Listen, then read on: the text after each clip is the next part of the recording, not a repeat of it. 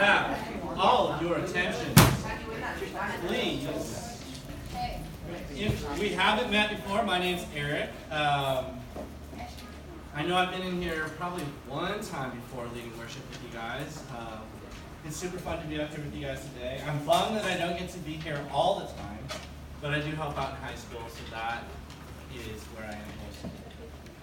I am the worship arts intern here at Vintage, so it's kind of why Micah and Noah asked me to come in. But more so than that, worship is a huge passion in my heart. It's a huge thing that motivates me to do what I do. And I'm here to talk to you guys about why do we worship. Caden, did you want one? And we're going to get into some of that. But first, I want to start out with a how-to video that will help us navigate the awkward and the weird moments that we face in worship. So if you want to play the video. I was going to do the tech challenge.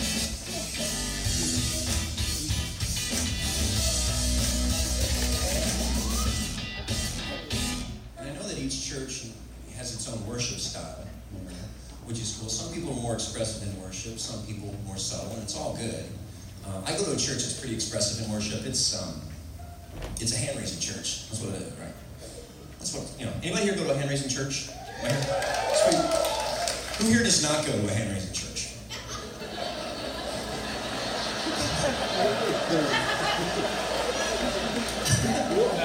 Some of you are trying, like, I can't. I want to need to get some momentum. Totally cool. But hey, if you're not used to going to a hand-raising church, you want to go and join us, feel free to join us, but don't feel like you got to join right in, okay? Start slow. We got a lot of different hand raises that we use. We actually have names for our hand raises. So I'm going to walk you through real quick, okay, what they are, just to let you know. Say you're my church, music is rocking. Start slow, hands in the pockets, little elbow flap, you're fine. Very subtle. Get warmed up. Get your heart rate up. When you're warmed up, start with the first one. Ready? Carry the TV. Carry the TV. That's our first one. Very subtle. Go to big screen. Big screen, a little wider. Next one's my fish was this big. My fish was this big. If you're a liar, you go out there, that's fine. Don't worry about it. Jesus loves you. Grace. Next one's hold my baby. Hold my baby. Got dueling light bulbs. That's our next one, dueling light bulbs. Got goalpost. Everybody knows goalpost. Throw in the heartburn. A lot of people like to do heartburn. Double heartburn, right back to goalpost. What's my favorite? Mufasa. Mufasa. The circle of life. Tim, can't you go higher? Yes, you can. You get one hand, go a bunch of different stuff. Pointer, hatchet, schoolroom. Release the doves, give the Lord a high five. Press it out. A lot of women like to wash the window. Wash the window.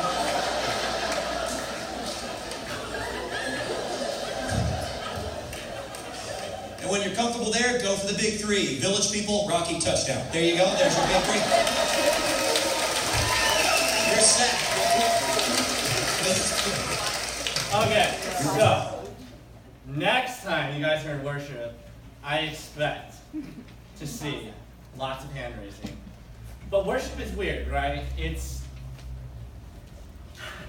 awkward because we don't know what to do. Raising our hands, do we not raise our hands? Do we stand there? Do we not clap? Do we sing?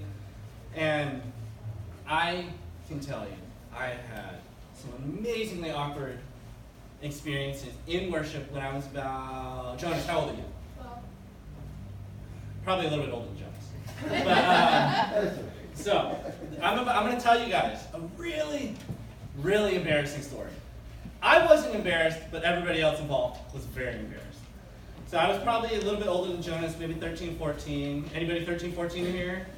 I could caught a lot of you guys. Okay, so I was probably your age. 9th grade. I was at a summer camp.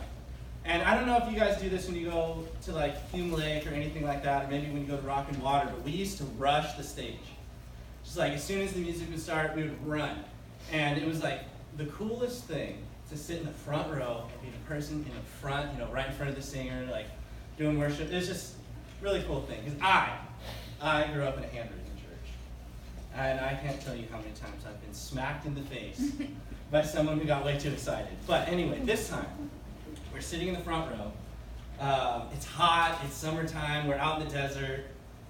We're getting ready. When you eat camp food, you don't feel so good. You get a little, stuff rumbling in your stomach. So we get up to worship, and I get up and I run. And as I'm running to the front, I leaked some very noxious fumage into the altar, right? I farted, okay, guys? I let it go so bad. And I tried to play it off like nothing happened, right? And I just remember hearing kids running behind me, like, dude, people who are my friends, your guys' age, just running, like, gagging. And they're like, okay, like, we're supposed to be here worshiping Jesus, raising our hands, jumping up and down, like, just having fun, right?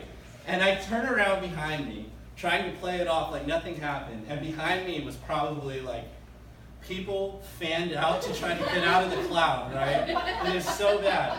And there were so many people coming from the back, because there's like 600 of us there, right? And they just kept pushing them in, and they're like, no! And then anyway, I saw my mom in the corner of the room, and I just looked at her, and she knew instantly what happened. And afterwards, I think it's so funny, because it's a fart, right? It just happens. You can't control it. Or you can. I don't know. I can't control it very well. But anyway. So, that is my most awkward worship thing that I've been a part of. Does anyone here have any, awkward worship experiences like that? If not, that's okay. That's what we're here to talk about. Because worship it's a weird thing, because it's something that we do. We come in every week. We sing a few songs, and it's kind of this time where we just don't know what to do. And that's really what we're here to do, is just answer the question more or less, like, what is worship? And is worship is coming together every week. That's part of what we do, is singing and stuff. But I'm here to tell you guys that worship is more than just singing, or is it? So on your little sheets right there, if you guys want to write down a couple things. So the first thing, when you hear worship, what comes to your mind? Whatever it is, throw it out there. Worship. What is worship to you?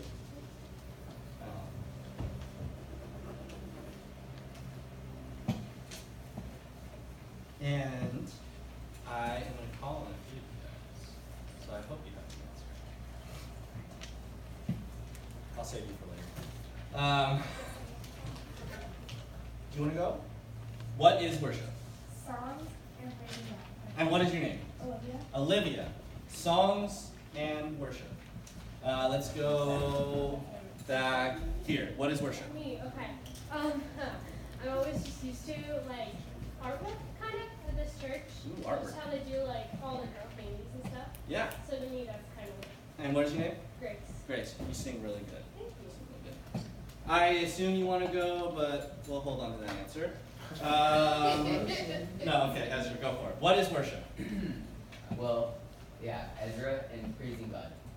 Praising God. Okay. Music. Okay, Jonas. Worship is music. Okay. Okay, those are all super good answers, because worship is that. Worship is coming together, worship is singing, worship is art, worship is music. But worship is so many more things than just that. And that's what I'm going to talk about. It's this idea that we're created to worship. It's what we do. It's everything that we are. Worship can't just be one thing, because God has created us in so many different ways. We have so many different passions, right? For me and Jonas, our passion is music. And I know that because Jonas plays on Sunday.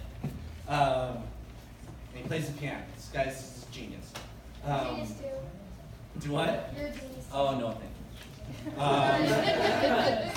But so there's different things that are our passions that come out, that are forms of worship, because that's what we're created to do. That's what's inside of us. And I want to look at a passage in Exodus right now, Exodus chapter 32. And just to give you guys some background, in this passage, Moses is up on Mount Sinai receiving the Ten Commandments. And he's only been gone for like a minute before this happens. And can I have a volunteer? Not Jonas. Yes. So you want to stand up? Stand up. Come here. This is interactive. Run. It's a small room. Okay, so we are not there yet. But can you do me a favor? And can you read Exodus chapter 32? Really loud, nice and loud. When the people saw that Moses was so long in coming down from the mountain, they gathered around Aaron and said, "Come, make us a god who will go before us. As for this fellow Moses who brought us up out of Egypt, we don't know what has happened to him." Aaron answered them, "Take off the gold earrings that your wives, your sons, and your daughters are wearing, and bring them to me." So all the people took off their earrings and brought them to Aaron. He took what they handed him and made it into an idol cast in the shape of a cat, fashioning it with a tool. Then they said, "These are your gods, Israel, who brought you up out of Egypt." When Aaron saw this, he built an altar in front of the cat. Thank you so much, and remind me of your name. What? Ron. Okay. I have a hearing thing. It's from playing music too loud. Thank you. Everybody hand clap. Okay. So what we just read is, again, Moses is up on Mount Sinai. He's getting the 10 Commandments from God. And then the people start complaining. They start, we need something. We need something to worship. So they get Aaron. They get all their gold together, and they make the calf. And if you know the story of Exodus, this makes zero sense, right? Because God was in front of them. God was on the mountain. You see the fire. He was leading them through the wilderness, through the desert, fire and clouds, right? Everybody know this story? Okay. We're all on the same page here. So I sit there and I look. I don't get it, right? Because they've literally seen God and they chose not to. The minute that God wasn't right in front of them, leading them in the cloud, they decided, hey, we need something. We need something to touch. We need something to see. And again, answering this question, why is that? We are created to worship. It's in the fiber of our being. And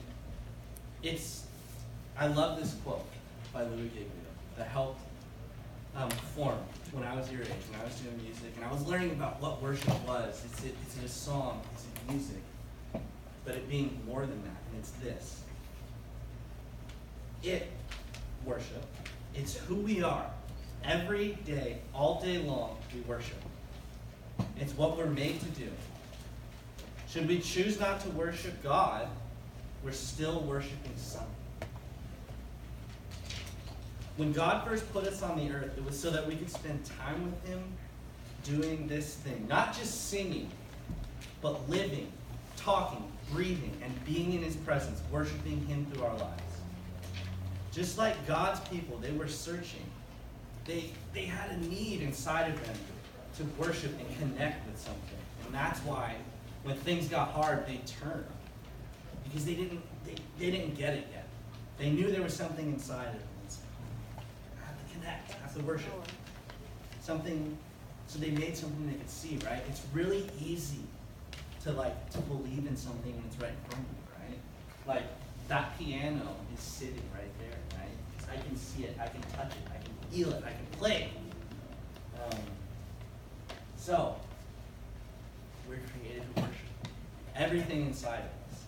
And that could be, again, like we were saying before, my passion is music. But worship is so much bigger than that. It can be art on the front of the stage, right? It can be, do I have any soccer players in here? I have one, two? Okay, cool. I'm going to talk to you guys for a second. Because worship can be playing soccer, right? Track with me here, right? it doesn't, worship can be, or soccer, mixing my words. Soccer can be a form of worship, right? If you are playing with Jesus as your focus, right? Dude, if someone comes and tackles you, are you gonna go get them? Right? Okay, that's what I would do the same thing. And be like, no, dude, you're not gonna slide tackle me and try to play it off like that. But you could have the response of going and getting it, right? Like, dude, I'm gonna take you down when you are not looking. Right? And is that very worshipful? Right? Like, what would Jesus do to bring out that old thing? But when Jesus is the center of your life, like, right? Here in Exodus, the Israelites didn't have God at the center of what they were doing. So as soon as they were in a difficult situation, as soon as they were confronted with something that was hard, that was difficult, as soon as someone slide tackled them at the bottom of Mount Sinai, they turned because God wasn't at the center. But that's when we put Jesus at the center. The thing that flows out of us is worship. Our response to what people do to us.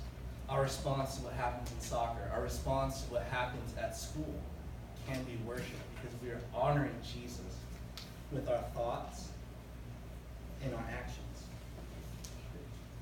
So, mind blown. My mind was blown when I figured out, like, worship isn't just something that happens on Sunday. It's not something that happens for 10 minutes up here with Jacob. It's not something that is isolated in this, like, tiny thing. I play a few songs, worship's over, then we go to the message, and then we go eat pizza, right? It's not just that. I'm here to tell you. That's all worship. It's all connected. 7 days a week, 24 hours a day. When Jesus is at the center of your heart and your life, everything that comes out of you is a form of worship. And, like, dude, we can be sitting down, eating a milkshake.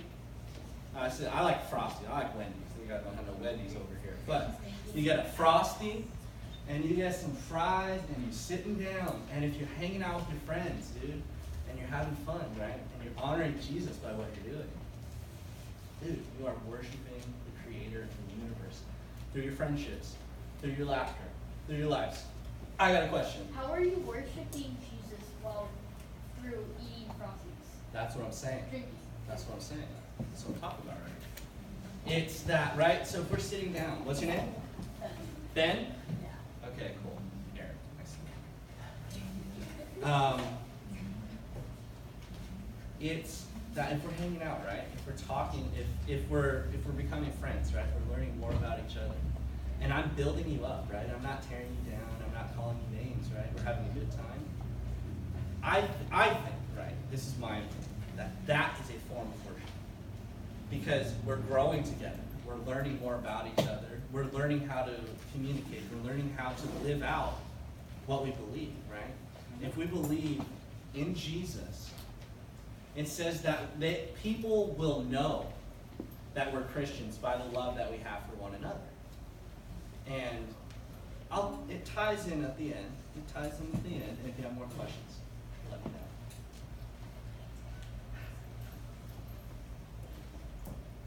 So, again, then we ask this question.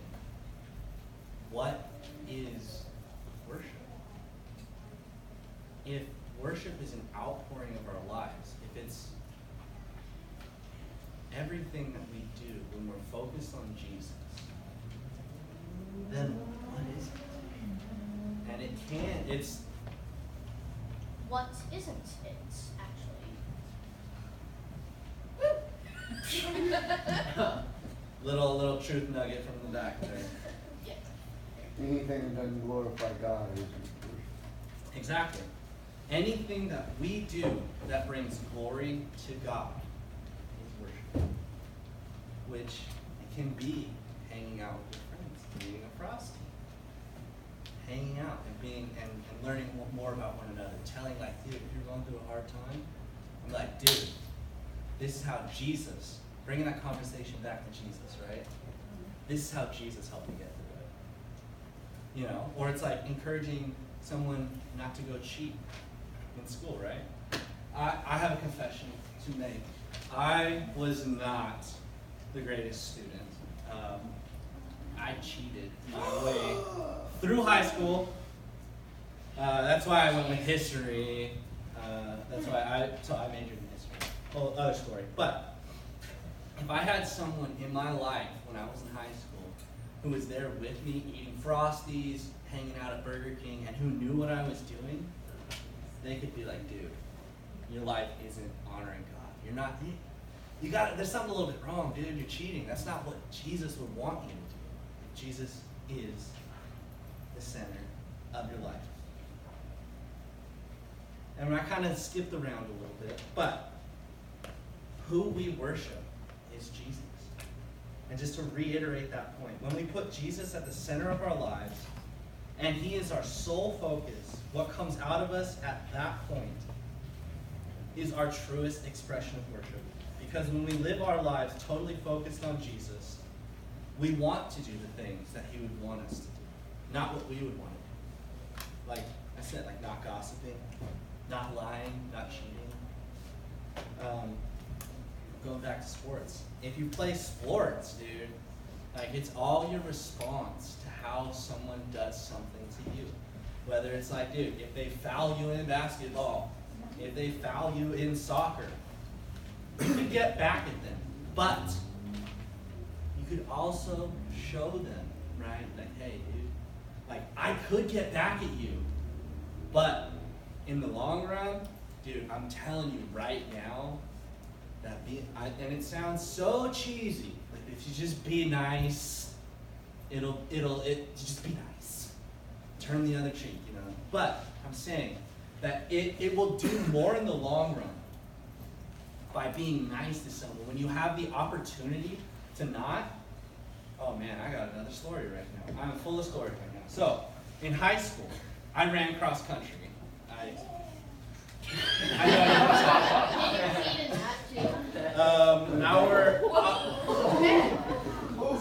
Our cross country team motto was, if somebody has to be last, it might as well be us, right? Because we're going to have a good time doing it, right? They were motivated. And anyway, so the point of what I'm saying is during one of my first cross country meets, right, I was so out of shape, like my coach didn't know how to train us how to run at all. Like it was so bad. Like we're out there running hills, like out in Salinas, like sweating, like dude, I'm gonna die, my feet hurt. Like I didn't think I was gonna make it to the line. Like the girls' race started, they're about to lap me I'm 3 miles ahead, they're gonna catch up in like 20 minutes because I'm dragging into the line, right? Running, I find a guy slower than I am. That was saying something at the time. But anyway, so me and this guy, I'm like, dude, we're gonna finish this race. We're gonna finish this race. And I stayed with this guy for like, let's say like the last mile, whatever it was. And when we got to the finish line, and if you've ever ran track or entered anything, like they kind of have you funnel in to the chute, just so they can like clock your times and just make sure the order's right and everything. And I remember sitting there and I'm running with this guy, and this guy, dude, we're like 50 feet away from the end. 50 feet away, and this guy's like, I can't do it. I'm like, dude, we're gonna make it, right? And at that moment, I had the opportunity to just like, dude, forget you, I ain't gonna be the last one. Because you don't ever want to be the last, right? Because then it's like, you were the last one, a lot of room for improvement. But anyway, so we're running. Come on, guys, let's do this. And right at the last minute, when I had the opportunity to push him out of the side, because that's what we would do, right? Because I don't want to be the one who's last. I don't want to have that shame. I don't want to have that put on me. Know what I did? And I don't know why, other than Jesus, is I stopped right next to him. I pushed him in front of me. Like, not pushed him over, got him in front of me. And I pushed him through the line in front of me. And that's not like, why would I do that, right? It doesn't make any sense. I can't even tell you why I would do that right now, because right now, I probably wouldn't do that. But Jesus, it's because Jesus is at the center of my heart and my life for my whole life. And so it's like my response in that situation is not, hey, what can I do for myself? But how can I make this guy feel better? Because it sucks being last. It sucks losing, right? But anyway, so like that is a way and a form of worship. That's like God honoring, right? Because it's not, in that case, it's not about me wanting to win. But it's about, hey, dude, I think this guy could do a lot better. Like, you know, I'm going to encourage this guy by letting him, I'll be last. Because I can take it. And it doesn't matter, right? So, whew, get a little off track here. But, so, Paul says this in Romans. This ties into what we're saying. Living lives of worship. Living with Jesus at the center of our hearts. It says, therefore, I urge you, brothers and sisters, in view of God's mercy, to offer your bodies as living sacrifice, holy and pleasing to God. This is your true and proper worship. Do not conform to the pattern of this world, but be transformed by the renewing of your mind. Then you will be able to test and approve what is God's will. This good, pleasing, and perfect will. Paul is saying exactly what we just talked about. Worship is not doing things that people would expect us to do, like, I'm going to make that guy finish last, because I don't want to be last. It's following Jesus and serving him with all of our hearts. And that means doing things that we might not want to do, not because they're bad, but because it's what Jesus would ask us to do. It's giving our best to Jesus. And again, we want to be different in the way that we interact with our friends. You know, we want to laugh with them. We want to not make them cry. We want to not say harsh words or do bad things. That's why, like, hanging out, they'll know that we're Christians by our love.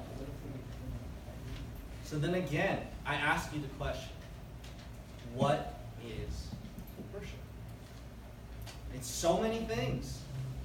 It's what we did with Jacob just a few minutes ago, singing songs, raising our hands, or not raising our hands. But we will do that more, maybe, hopefully. We had a good instructional video. But it's a continuation of what we're already doing throughout the week. It's what we do at school. It's what we do at home. It's what we do hanging out with our friends, our families. We come into Sunday knowing that we have been worshiping all day, every day. So when we sing songs together, that's just a tiny part of worship. It's a tiny part of an unbroken line of worshiping Jesus all day. Living our lives totally focused on Jesus produces in us the desire to live a worshipful life that is pleasing to him. And what does that look like? I've given a couple different examples, a story. I'm going to end with another story, so if you like my stories, we have another one. But, what does worship look like? And I want to ask some of you guys, after we've been talking about this, just thinking about it, worship is so much more than music. But what do you think worship is now, based on kind of what we've been talking about? And I'm going to call somebody randomly. What do you think worship is now? I think it's like what people getting. I think it focuses on community and like how people get together and show appreciation for something. Cool. What's your name? A song. I can't hear you. A song. Oh, song. Boom. What she's saying is community. Coming together and like learning how to live that out. It's worship. Ben. Now, I think Now. that it's eating Frosties and fries with friends. Hey, it And can so be I'm gonna eating. start worshiping a lot more often. That's what I'm talking and we got to get some Frosties, and we got to get some fries, because we got to start worshiping. We got to get our worship on. Okay, I'm going to take one more response. I haven't really done, okay. Putting your heart and soul into it to glorify God. Exactly. What's your name? Alicia? Exactly right. When we live with our focus totally on Jesus, the thing that comes out of us is worship, when it is glorifying to God, right? Because not everything is worship. We'll say that, because you can do things that are definitely not worshipful. But what I'm saying is when you put Jesus at the center, when you put Jesus as your focus, and you're totally set on him, what comes out is glorifying to him, if you're truly following Jesus. And then I ask, again, how can we live this out in our school, in our home, every other thing that we're part of? What does that look like to be a Jesus worshiper at school? I went to a tiny school that was a Christian school, so it was super easy. My dad was the principal. That sucked. But what does it mean to be a Jesus worshiper at school? Does that mean carrying your Bible? Does that mean singing songs all the time? It's walking around singing worship songs? Not necessarily. It's just exactly what we're talking about. It's when you're hanging out with your friends, not saying bad things about someone else. It's when you're out there on the soccer field or the track. It's out there when you're doing something to get some, when you have the opportunity to get back at someone, it's taking that opportunity to not to. And be like, what would Jesus have me do? You know what? That's what it can look like. It can look like everything that we're saying. Good conversations with our friends. And I want to encourage you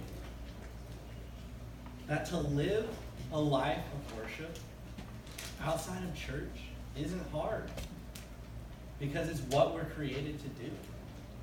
It's what we do naturally. We're always searching, just like the Israelites back in Exodus. When they had the opportunity, they chose not. And they chose to build their own idol, because we're created to do that thing. So we will do it. Even if we're not focused on Jesus, we're going to be doing it in something. Worship comes naturally to us. It's like breathing, talking, hanging out with our friends. And now I'm going to end with a story kind of about how this might help in going to school. When you're hanging out with your friends, and you don't necessarily have the opportunity to talk about Jesus, right? Because it's awkward. You don't know what to say. How do you live a life that's honoring and worshiping to Jesus? And so, we go to the last set of things.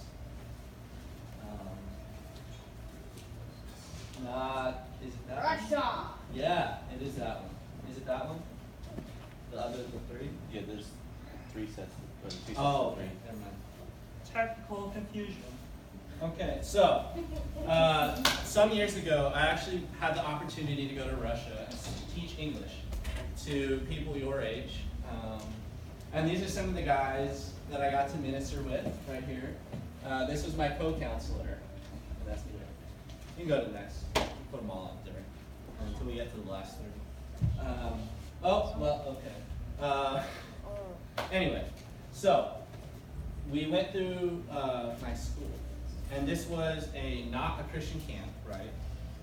We were not allowed to talk about Jesus.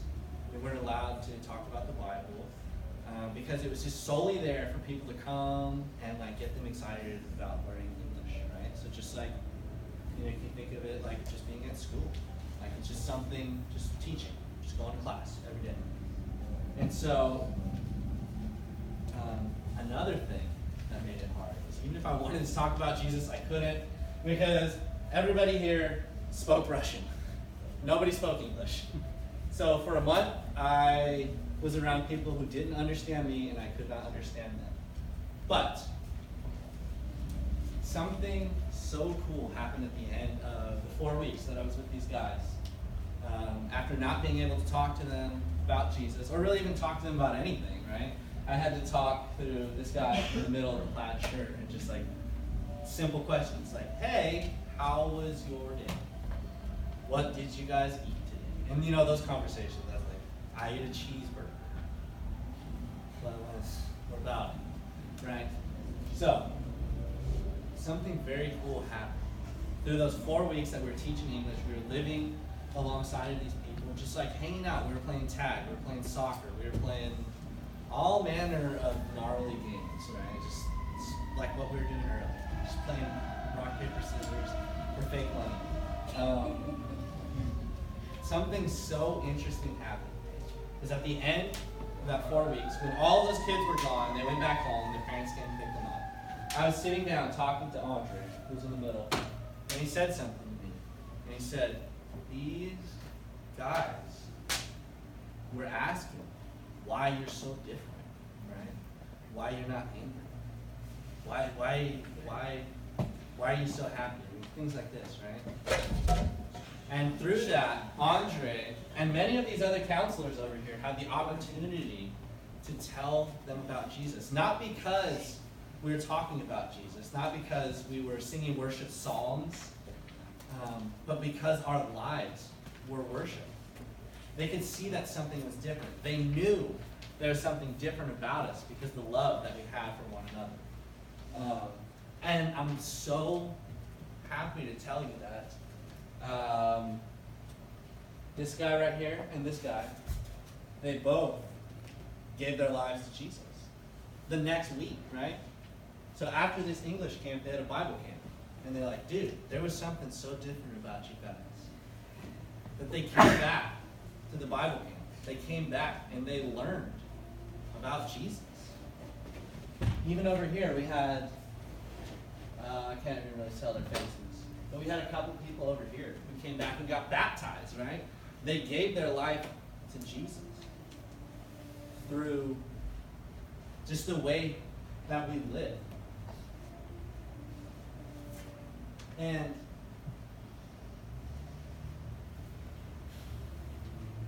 things might get hard in school. Things might get hard outside of church, outside of this friend group. But I want you to walk away today knowing this, that worship is not hard. It's what we do, it's who we are.